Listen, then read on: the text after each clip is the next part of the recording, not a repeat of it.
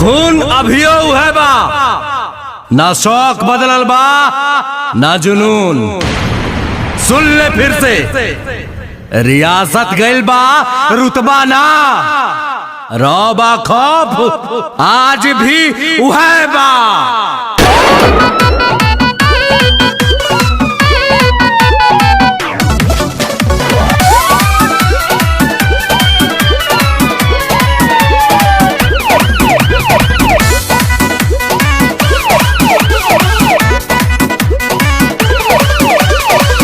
भोजपुरिया डरीला खाली बाप से, साच खाती लड़ जाई केहू के बाप से। हई भोजपुरिया डरीला खाली बाप से, साच खाती लड़ जाई केहू के बाप से। तो पीछे हटम न के तनो झमेल होई,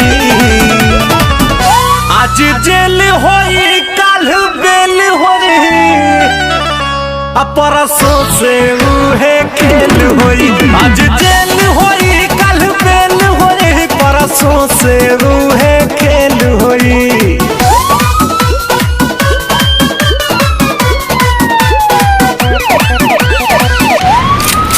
हथियार तो खाली शौक खातिर रखीला बाबू, खौफ खातिर नमवा काफी बा।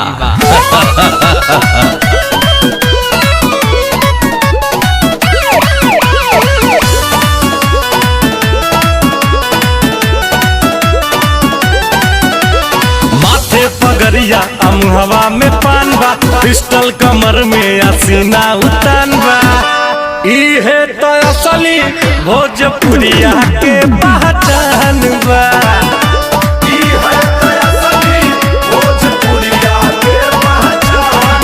भारी सौ पाएक अकेल होई, आज जेल होई काल बेल होई, परसों से उहे खेल होई। आज जेल होई कल बेल होई, परसों से उहे खेल होई। रंजीत जी,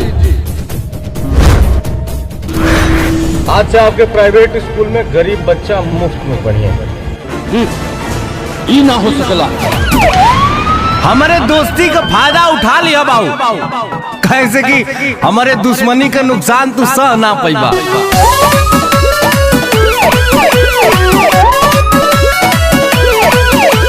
पाका हई हम अपना जुबान के, ले हम जान बात आई जान पे। करी ले न सही ले माटी के अपमान के,